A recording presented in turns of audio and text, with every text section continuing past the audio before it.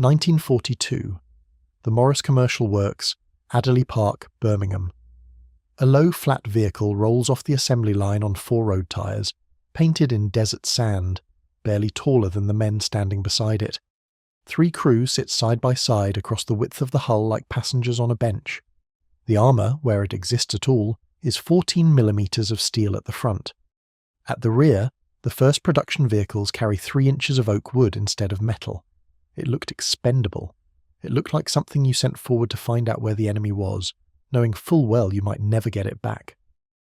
Over the next 3 years, vehicles exactly like this one would serve in North Africa, Sicily, Normandy and the Netherlands, equip British, Polish and Belgian formations, patrol airfields from the Azores to occupied Germany, and fill a gap in Britain's reconnaissance capability that no other vehicle could fill fast enough. Approximately 2,200 of them would be built, at £900 each, cheaper than a single spare engine for a Spitfire. Its designation was the Morris Light Reconnaissance Car. It was the cheapest, most disposable scout vehicle in the British Army, and it did exactly what disposable scouts are built to do. It went first, it found the enemy, and if it did not come back, the column behind it survived. To understand why the Morris LRC existed, you need to understand the catastrophe Britain faced in the summer of 1940. Between May and June of that year, the British Expeditionary Force abandoned over 63,000 vehicles during the evacuation from Dunkirk. Virtually every armoured car in the army was left on the beaches or in the fields of northern France. The reconnaissance regiments, the eyes of the army, were suddenly blind. The War Office turned to Britain's automobile industry with a single urgent instruction: build reconnaissance vehicles. Build them now. Build them from whatever components you already have on the shelf. Humber produced the Humber Light Reconnaissance Car. Standard Motor Company built the Beaverette. And the Nuffield Group, parent company of Morris Motors, tasked its commercial vehicle division with designing a scout car around an existing truck chassis. Morris had history in this field, and not the kind a manufacturer boasts about. In 1938, the War Office had invited Morris, Alvis, and BSA Cycles to submit prototypes for a new scout car specification. Morris's entry was eliminated first. It was too slow. BSA's design won the contract and eventually became the Daimler Dingo, one of the finest armoured vehicles Britain ever produced. The Morris LRC was born in the Dingo's shadow, and it never escaped it. The vehicle itself was a masterpiece of wartime economy, not engineering.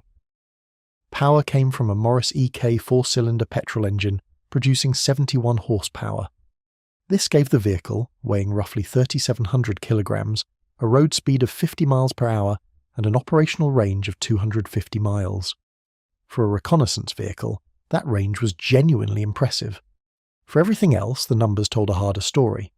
Front hull armour was 14 millimeters thick. The turret carried 12.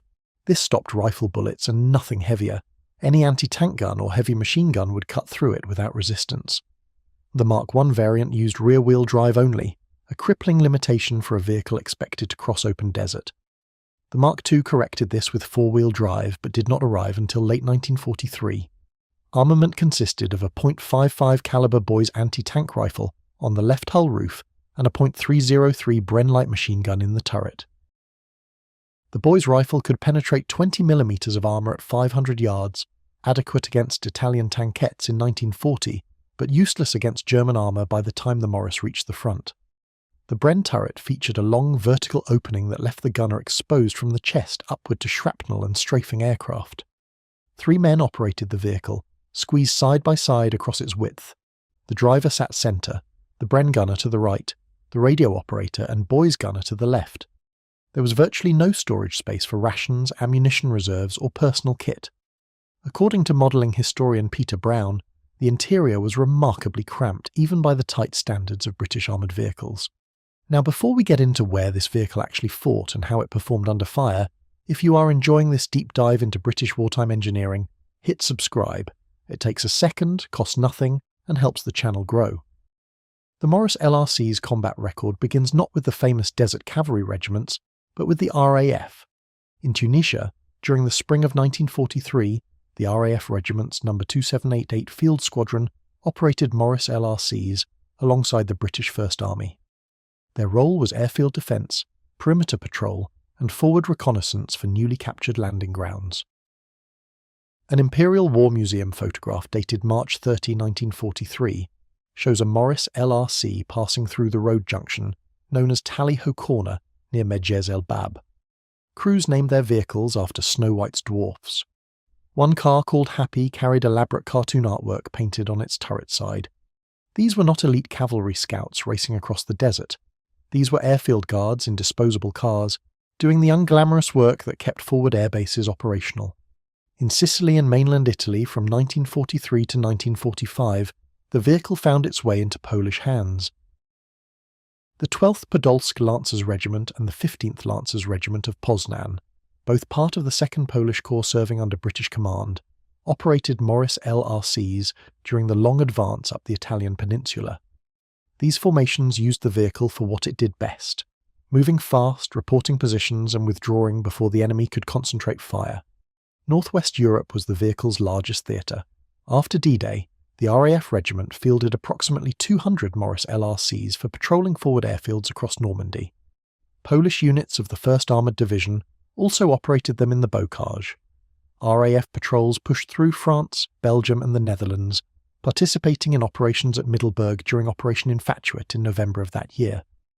War correspondent H.E. Ells accompanied the headquarters squadron of the 43rd Reconnaissance Regiment in a Morris LRC Mark II during the Northwest Europe campaign, leaving one of the few first-hand accounts of life inside the vehicle. His observations confirmed what every crew already knew. It was fast, it was reliable enough, and it offered virtually no protection when anything heavier than a rifle was pointed at it. The famous armoured car regiments of the Desert War, the 11th Hussars, the King's Dragoon Guards, the Royal Dragoons, did not primarily use the Morris. These elite formations operated heavier Daimler and Humber armoured cars at corps level. The Morris served at divisional level with the Reconnaissance Corps and increasingly in second-line security roles. It was the vehicle you gave to units that could not get a Dingo. It filled the gap. That was its entire purpose. Against the Daimler Dingo, the comparison was brutal. The Dingo weighed just 2,600 kilograms, stood barely 5 feet 1 inch tall, carried 30 millimeters of frontal armour, more than double the Morris, and featured a 5-speed pre-selector gearbox with equal speeds forward and in reverse. The Army considered the Dingo so successful that no replacement was sought until the Ferret in 1952. The Morris offered only a 3-man crew versus 2, heavier armament, and superior range. In every other category that mattered in combat, the Dingo was superior. The Morris existed because Britain could not build enough Dingos fast enough. That is the honest truth. By late 1944, new Morris LRCs were delivered exclusively to Royal Engineer units for liaison duties. A June 1945 assessment stated plainly that it would only be issued to engineer formations going forward. The front line had moved on. Surviving examples are exceptionally rare.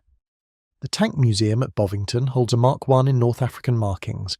The Imperial War Museum at Duxford displays a Mark II in RAF Tunisia livery. The Belgian Army Museum in Brussels preserves a Piron Brigade vehicle. A privately owned 1944 Mark II, nicknamed Pixie, served as a farm vehicle after the war, was rescued as a film prop for the 1969 production of the Battle of Britain, and eventually crossed the Atlantic for restoration in the United States. Fewer than 5 complete vehicles are believed to exist worldwide. 1942, Adderley Park, Birmingham. A flat, low vehicle on 4 road tyres rolls off the production line. 3 men squeeze side by side behind 14 millimeters of steel and 3 inches of oak. It was under-armoured. It was outclassed by the Daimler Dingo in every meaningful respect. Its rear wall was made of wood. Its turret left the gunner exposed. Its anti-tank rifle could not stop a tank. It arrived too late to fight in the desert campaigns that defined British armoured reconnaissance, and it was obsolete before the war ended. And yet it served. In the sand of Tunisia, in the fields of Normandy, on the airstrips of the Azores, in the flooded polders of the Netherlands. 2,200 vehicles were built. British, Polish and Belgian crews drove them forward, reported what they found, and turned back when they could. The Morris Light Reconnaissance Car was never designed to be remembered. It was designed to be there, to go first, to find the enemy before the enemy found the main body, and to be replaced by morning if it was lost. £900, 3 men, 14mm of steel. That is not glory. That is British wartime arithmetic. And it kept the army moving